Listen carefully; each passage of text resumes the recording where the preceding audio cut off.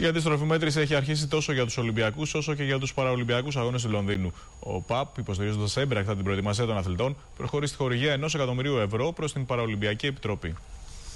Οι Παραολυμπιακοί Αγώνες Λονδίνο 2012, εν μέσω της οικονομικής κρίσης για τη χώρα μας, καθιστά το γεγονός για τους αθλητές μας μεγάλη πρόκληση. Σε αυτή την πορεία της προς το Λονδίνο, η Παραολυμπιακή Επιτροπή έχει την υποστήριξη του ΟΠΑΠ. Και θα προσπαθήσουμε να κάνουμε τα πάντα για να σηκώσουμε την ελληνική σημαία στην κορυφή, να ακουστεί ο εθνικός ο ύμνος και να υπάρχει και ανταπόδοση προς την κοινωνία σε όλα τα παιδιά, είτε αυτά είναι ανάπηρα είτε είναι υγιέστατα, για να πάρουμε το καλό παράδειγμα.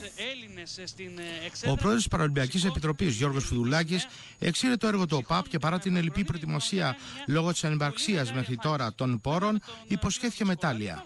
Σας διαβεβαιώνω ότι θα φέρουμε μετάλλια και διακρίσεις 100%.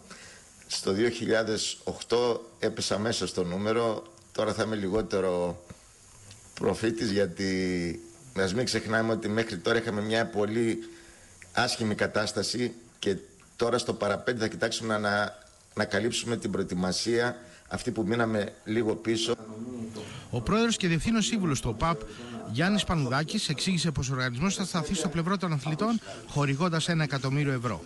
Οι Παραολυμπιακοί Αγώνες του Λονδίνου το 2012, στους οποίους η Ελλάδα φιλοδοξεί να έχει ακόμα μία φορά μια πολύ σημαντική παρουσία, όπως άλλωστε είχε και στις 2 τελευταίες Παραολυμπιάδες, το 2004 στην Αθήνα και το 2008 στο Πεκίνο. Ο ΟΠΑΠ στηρίζει τον ελληνικό αθλητισμό διαχρονικά και συνολικά.